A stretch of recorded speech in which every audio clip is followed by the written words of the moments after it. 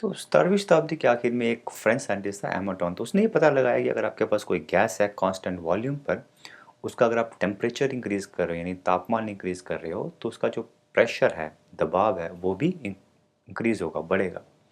तो ये जाहिर सी बात रहेगी कि अगर आप किसी का टेम्परेचर गैस का इंक्रीज कर रहे हो कांस्टेंट वॉल्यूम पे तो उसका प्रेशर भी बढ़ेगा। क्यों बढ़ेगा? क्योंकि अगर आप टेम्परेचर इंक्रीज कर रहे हो तो इसका मतलब ये है कि एटम्स और मॉलिक्यूल्स के जो काइनेटिक एनर्जी है वो बढ़ जाएगी। अगर वो बढ़ेगी तो जो कोलिजन होगा वॉल्स के साथ, कंटेनर के टकराव जो होगा वो बढ़ जाएगा। अगर वो बढ़ेगा तो प्रेशर बढ़ जाएगा ऑटोमेटिकली।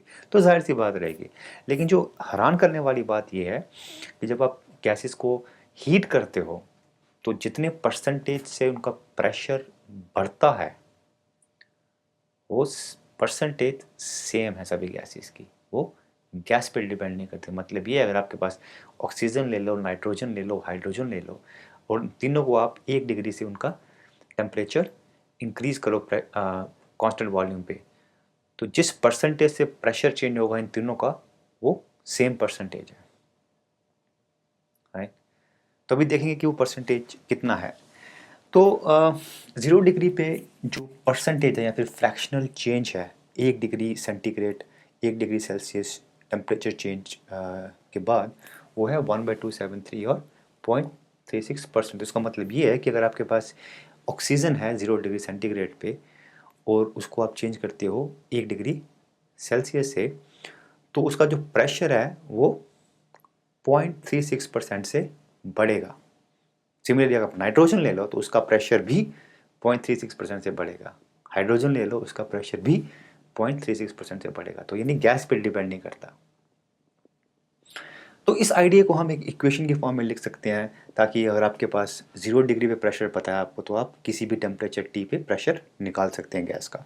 तो pressure at 1 degree centigrade is pressure at 0 degree centigrade plus 1/273 और 0.36% of pressure at 0 degree centigrade. Similarly 2 degree पे प्रेशर क्या होगा? 0 degree centigrade plus 2/273 pressure at 0 degree centigrade, right. और pressure at any temperature T is equal to pressure at 0 degree centigrade plus T/273 pressure at 0 degree centigrade.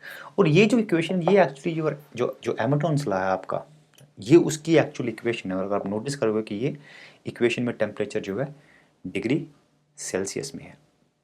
तो कुछ एक चीज़ें note करने वाली बात थी। जैसे मैं हमेशा बोल रहा हूँ, अब तक बोले जा रहा हूँ कि ये जो इक्वेशन है या जो भी डिस्कशन है आज का, वो कांस्टेंट वॉल्यूम के लिए एप्लीकेबल है। यानी कि गैस का वॉल्यूम जो है कांस्टेंट होना चाहिए। दूसरी बात यह है कि कंडीशंस आइडियल होनी चाहिए, मतलब डेंसिटी कम होनी चाहिए गैसेस की। मतलब ये है कि प्रेशर कम होना चाहिए और टेम्परेचर ज़्यादा होना चाहिए। अब तक तो हम सिर्फ बात कर रहे थे कि प्रेशर चेंज होता है टेम्परेचर के साथ। अगर आप अपना गैस लॉ, चार्ल्स लॉ याद करें तो उसमें आपको याद आएगा कि वॉल्यूम गैस का भी बढ़ता है टेम्परेचर के साथ, राइट।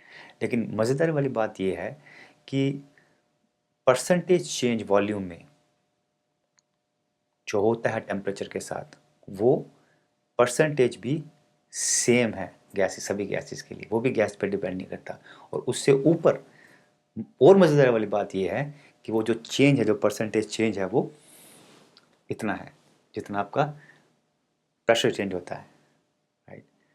तो ये हैरान करने वाली बात है। क्यों होता है अपने को नहीं पता, लेकिन गैसेस में ऐसा होता है। और जब आप सॉलिड की डिस्कशन याद करो तो हम याद करें तो हम बोल रहे थे कि सॉलिड में जो एक्सपेंशन होता है, लीनियर एक्सपेंशन या फिर वॉल्यूम एक्सपेंशन, अल्फा या बीटा, वो मटेरियल पे डिपेंड करते हैं। अगर आपने आयरन चुना उसका अलग होगा, स्टील चुना उसका अलग होगा, एनवार चुना उसका अलग होगा। कोई ज़्यादा एक्सपैंड करता था, कोई कम एक्सपैंड करता था। यहाँ पे बोल रहे हैं कुछ भी चुन लो, ऑक्सीजन चुनो, हाइड्रोजन चुनो, नाइट्रोजन चुनो, अगर उसका 1 डिग्री टेम्परेचर चेंज करोगे तो जिस परसेंटेज से उसका प्रेशर चेंज होगा या फिर जिस परसेंटेज से उसका वॉल्यूम चेंज होगा वो परसेंटेज सेम है। और 0 डिग्री पे उसकी वैल्यू है 0.36%। ये हैरान करने वाली बात है, राइट। तो हम बोल रहे थे कि सिंस उसका वॉल्यूम भी इसी तरह से चेंज होता है तो हम वॉल्यूम चेंज की भी एक इसी तरह की इक्वेशन लिख सकते हैं। मतलब कि volume at any temperature T is equal to volume at 0 degree centigrade plus T/273 volume at 0 degree centigrade.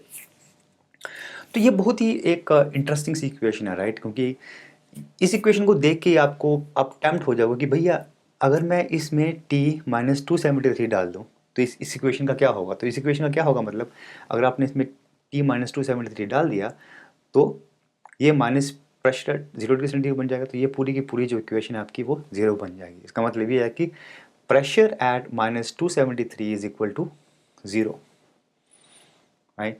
तो इसी चीज़ को मैंने ग्राफ प्लॉट किया यहाँ पे। तो आपके पास तीन गैस हैं ए बी और सी। अगर आप उनका टेम्परेचर कम करते जाओगे तो एक ऐसा पॉइंट आएगा आपके पास जहाँ पे ऐसा लगेगा कि प्रेशर 0 हो गया है, और वो टेम्परेचर कितना है -273 डिग्री सेंटीग्रेड। मॉडर्न टर्म में वो टेम्परेचर कितना है -273.15 डिग्री सेंटीग्रेड।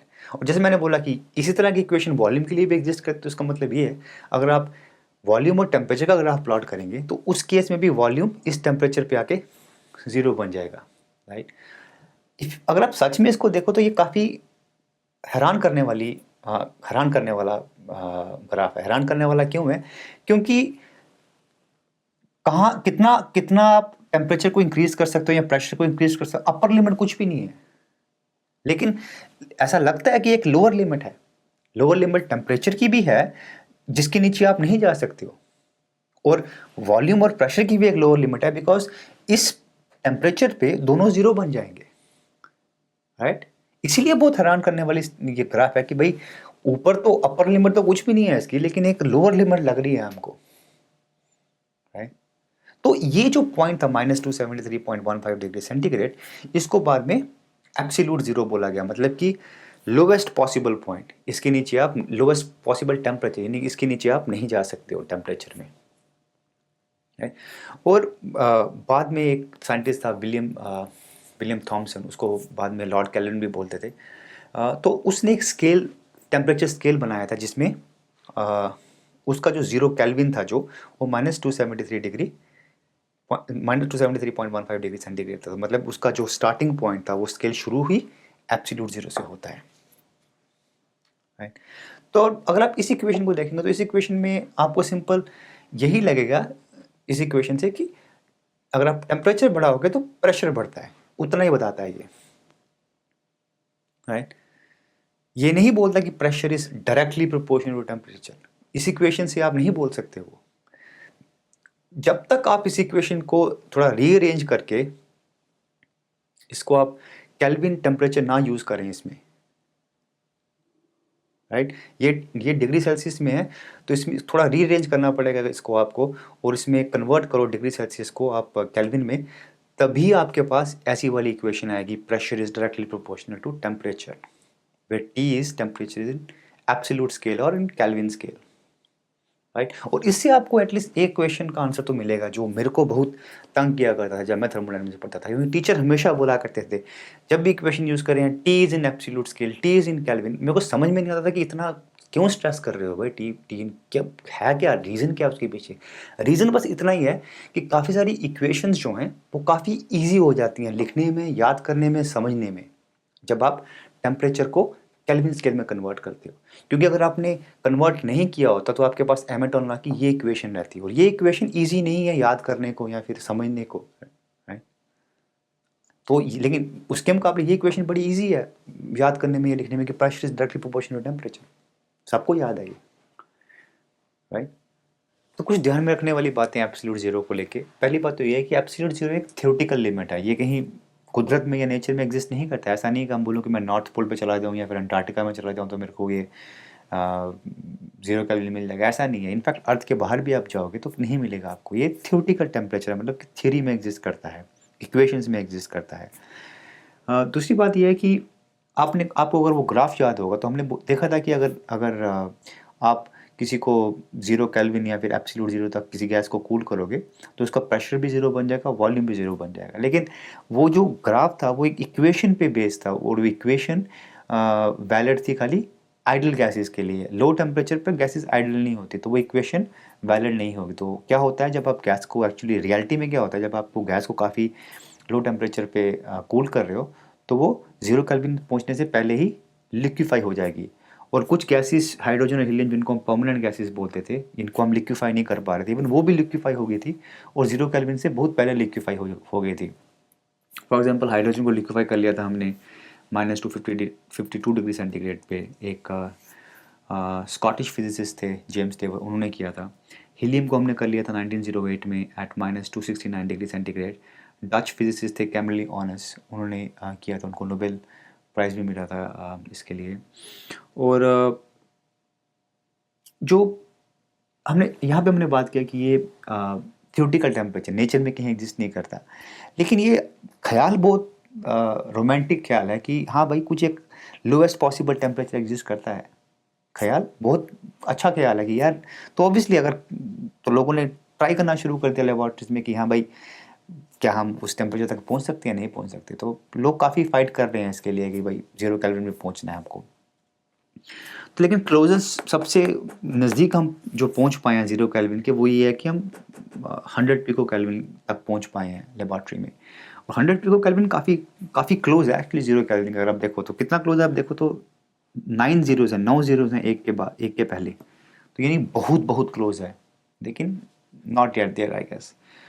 और नेक्स्ट बात यह है कि जो 0 केल्विन के आसपास के जो टेम्परेचर होते हैं वो काफ़ी मज़ेदार वाले टेम्परेचर होते हैं, क्योंकि वहाँ पे जो काफ़ी सारे जो मटेरियल्स हैं वो काफ़ी अजीबोगरीब प्रॉपर्टीज़ दिखाते हैं। फॉर एग्जांपल सुपर कंडक्टिविटी, मतलब कि रेजिस्टेंस ही ज़ीरो हो जाता है मटेरियल्स का उन टेम्परेचर पे। सुपर फ्लूइडिटी, मतलब कि सुपर फ्लूइड बन जाते हैं, यानी अगर आपने एक बाउल में लिक्विड हीलियम डाला है, राइट, तो वो खुद ही वॉल्स पे चढ़ जाएगा और उस वॉल से नीचे यानी विस्कोसिटी उसकी ज़ीरो हो जाती है, ग्रेविटी को डिफाई करना शुरू कर जाता है वो, है तो सुपर फ्लूइड बन जाता है। आइंस्टाइन बोस कॉन्सेंट्रेट, तो काफ़ी सारे अजीब फिनोमिना एग्जिस्ट करना शुरू कर जाते हैं उस टेम्परेचर्स पे। और रिक्वेस्ट करूँगा कि आप देखिए, थोड़ा पढ़िए इसके बारे में, काफ़ी मज़ेदार वाला चीज़ें हैं इसमें।